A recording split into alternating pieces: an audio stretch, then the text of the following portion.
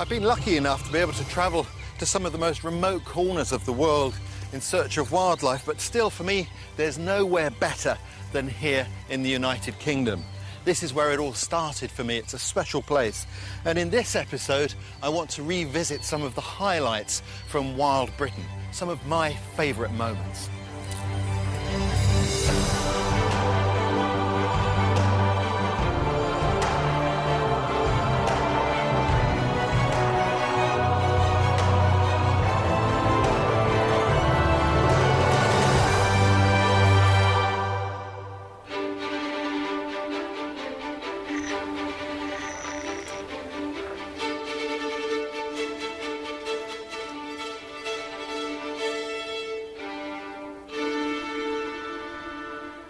During Wild Britain, I've journeyed the length and breadth of our country, exploring its most beautiful, remote and wild habitats. It's been a real privilege to encounter our most fascinating wildlife and meet the people who are guardians of our unique countryside. Of all the habitats in our diverse landscape, nowhere is more typically British than the hay meadow. Meadows have been part of our landscape for hundreds of years. The very rustle of the wild flowers and grasses and the buzz of insects fills me with nostalgia. But there's one sound above all else that, for me, encapsulates an English summer. I've come out into the hay meadow to hear the sound of high summer in Britain. The song of the skylark.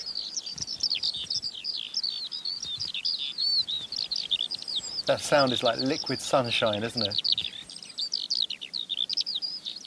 It's here in the rural idyll of the Mendip Hills that I went in search of one of our most charismatic birds. The secret to finding almost any species in the wild is finding the right habitat. You know, green woodpeckers need trees because they need nesting sites. And they need abundant insects. And particularly, they like these anthills like this. Just going to sit quiet now and watch.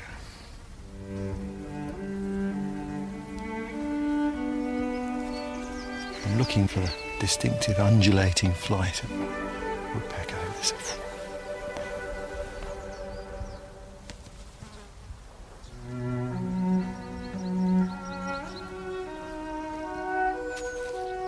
There's a green woodpecker. Juvenile green woodpecker. It's busy collecting ants, I think.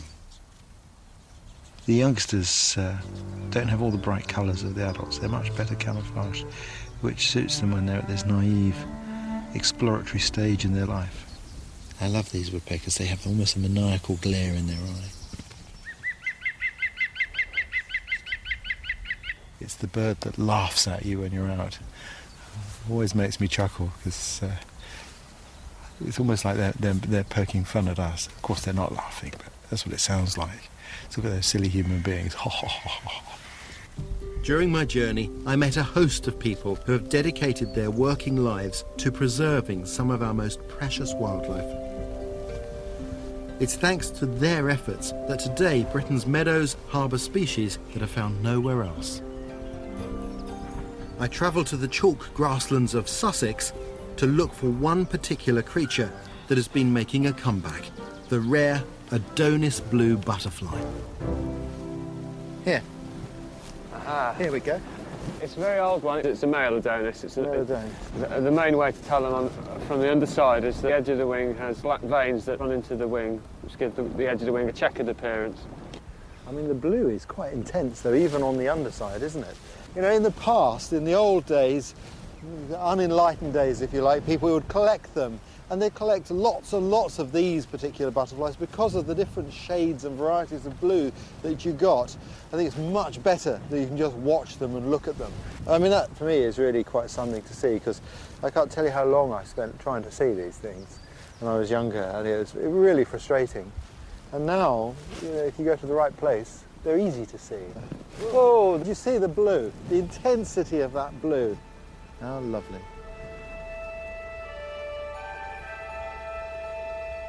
But it's not just the rare species that I find rewarding. Some of our more common creatures can be just as exciting to watch in the wild.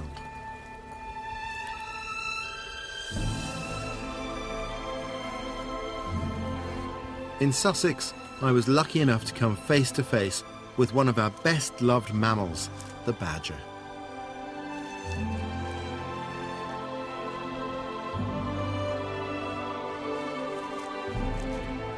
Badgers are nocturnal and elusive. They spend their day in their huge underground sets that they dig from the flinty chalk ground using their powerful front claws. Badgers have got this lovely white stripe on their face, but that very often takes on the colour of the local soil. Of course, the great advantage here is this chalk, so the white is really white. It's lovely.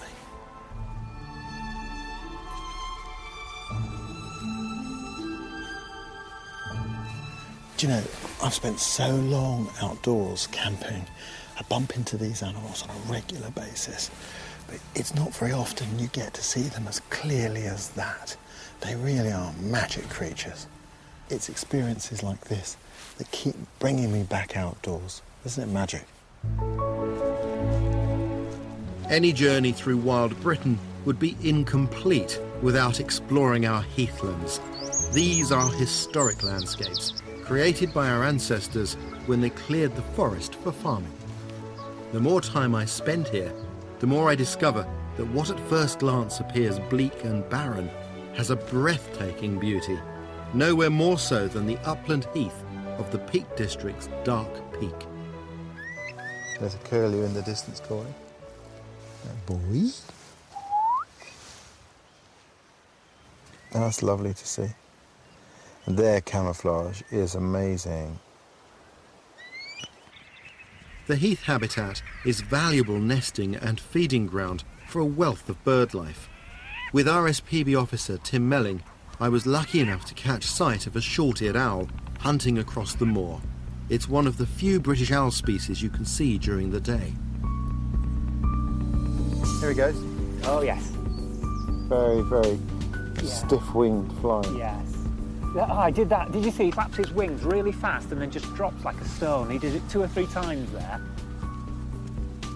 They have the most incredibly vivid, I guess you're a chrome yellow eye, isn't it? It's bright yellow. It is, even more yellow than a number plate on a car, isn't it?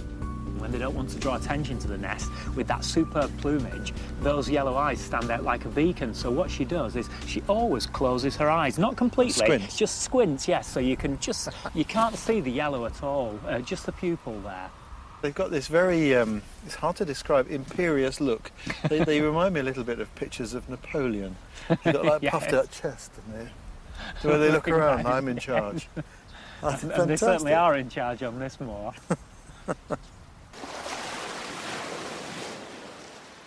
On an island where you're never more than 75 miles from the sea, the coast has always played an important role in the ecology of British wildlife.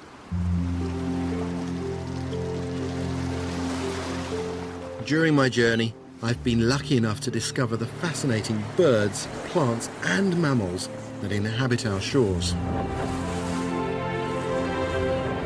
The sky is just full of birds. Isn't Britain amazing?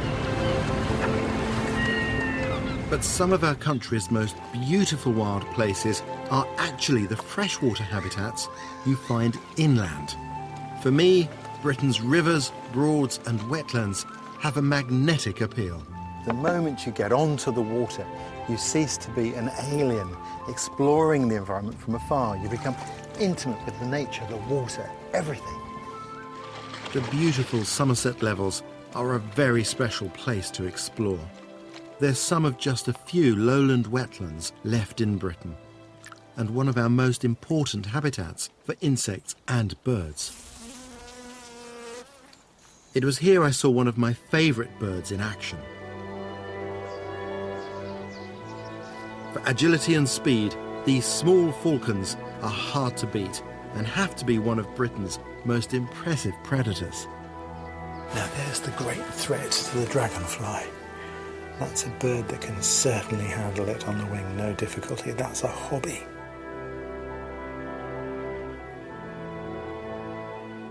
Lovely markings, the feathers just ruffling in the wind. Bright yellow talons. The Somerset Levels also had another treat in store for me.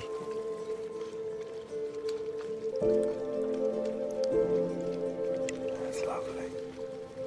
Beautiful. It's a sight that was once very common in Britain, and then there was a decline in the otter population. We used to hunt otters, but that really wasn't the main problem. I think the main problem was the loss of habitat and pollution. I'm glad to say that they are returning and finding their way into rivers where they haven't been seen for generations. Lovely. Great to watch. In midsummer, I went to explore the lowland rivers of Norfolk. These clear, chalk-fed waters are home to the striking kingfisher. But after 2 harsh winters, my chances of actually seeing one were slim. You can sometimes call a kingfisher up by mimicking their call.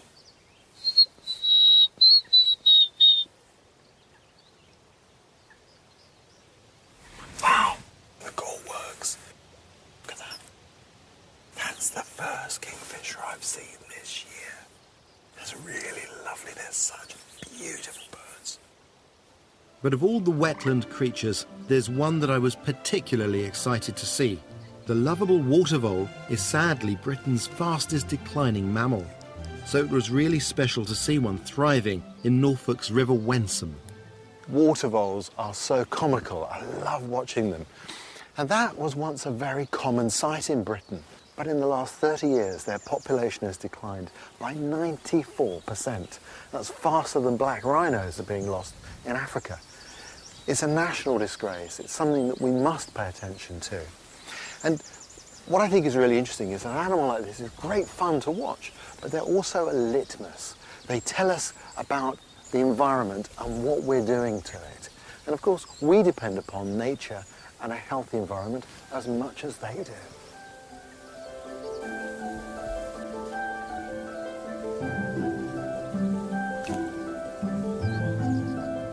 East Anglia's rivers and broads are a paradise for wildlife lovers, and it was in Suffolk that I met Helen Smith, who is passionate about a creature that might not be everybody's cup of tea.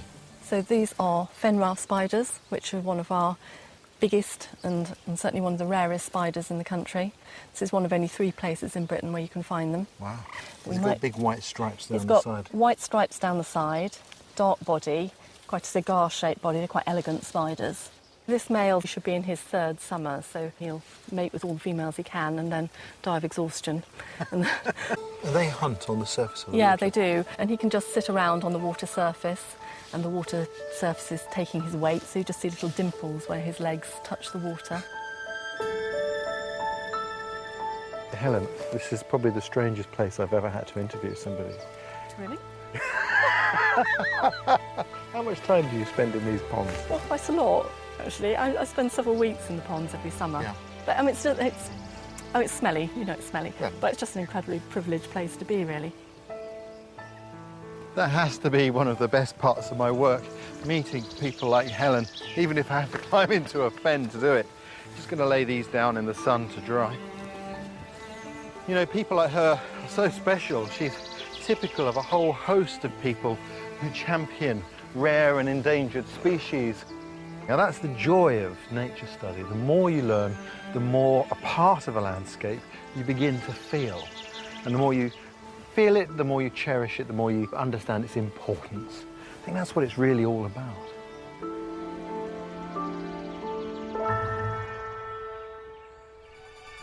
But of all the fascinating places I've explored in the series, my favourite habitat in wild Britain is, without doubt, the forest.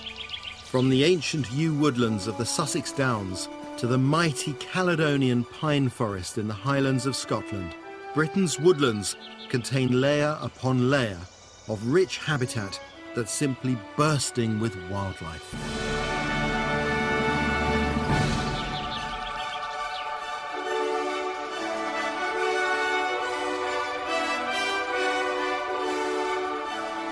blue-tit in the nest, stealing downy feathers. Cheeky devil.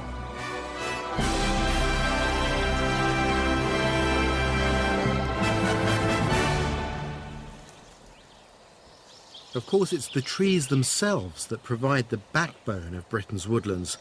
These living symbols of strength and endurance have stood witness to so much human history. None more so than the magnificent granny pines of the Caledonian pine forest. This would have been a sapling at about the time of the Great Fire of London, and it's one of only a handful of trees that have survived from that time. But look at the scale of it.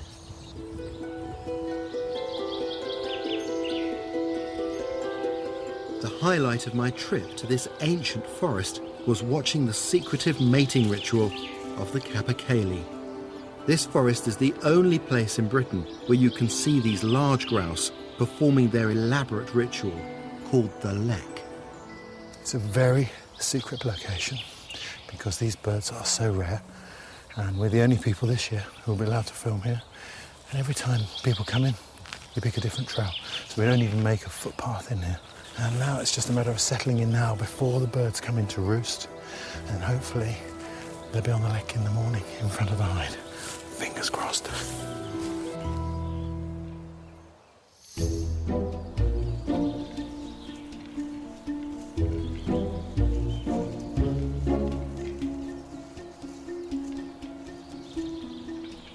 Just see that bird there.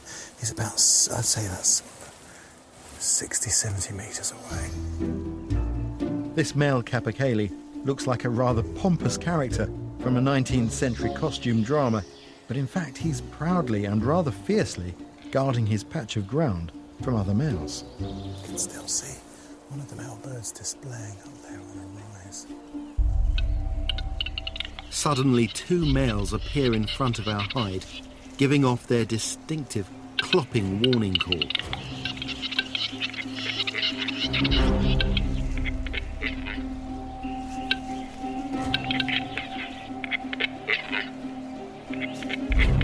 Neither is willing to back down.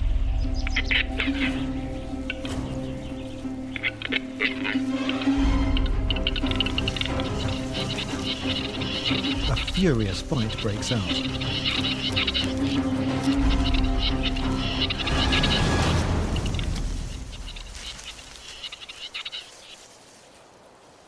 Finally, the victor retreats to claim his females.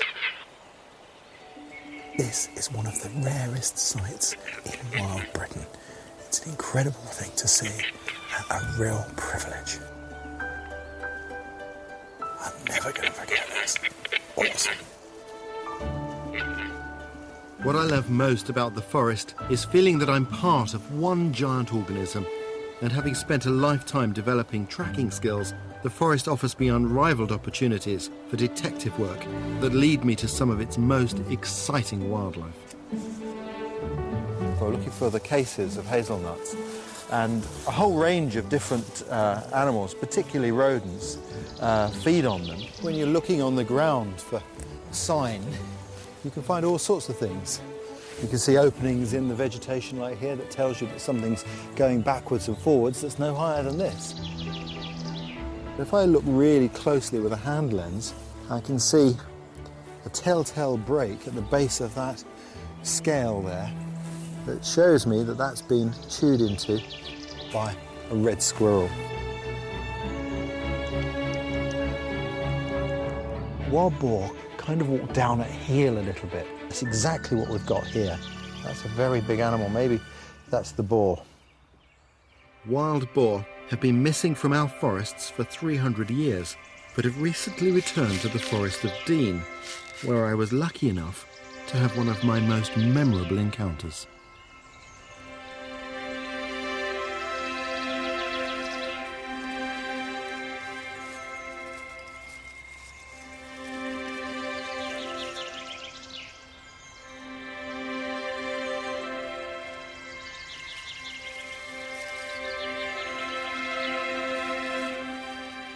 See here, we've got the 2 sows have come down with their piglets. That one there She's a lot more alert. The wind's all over the place and they can scent us. She can hear me now, I think, as well. The other sow's completely unconcerned. And the piglets, well, they're just having the time of their life there.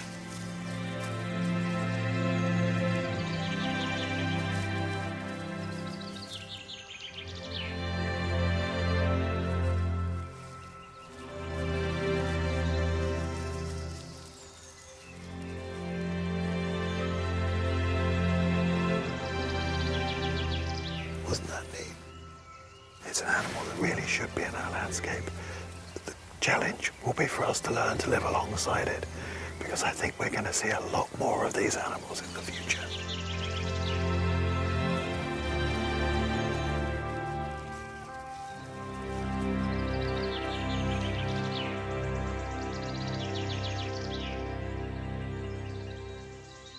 Exploring Britain has been a really fun journey. And one of the great things about our country is that it doesn't matter where you live, you're never very far from countryside worth exploring. To me, that's one of the most enriching experiences in life. It's something that we must cherish and pass on to future generations.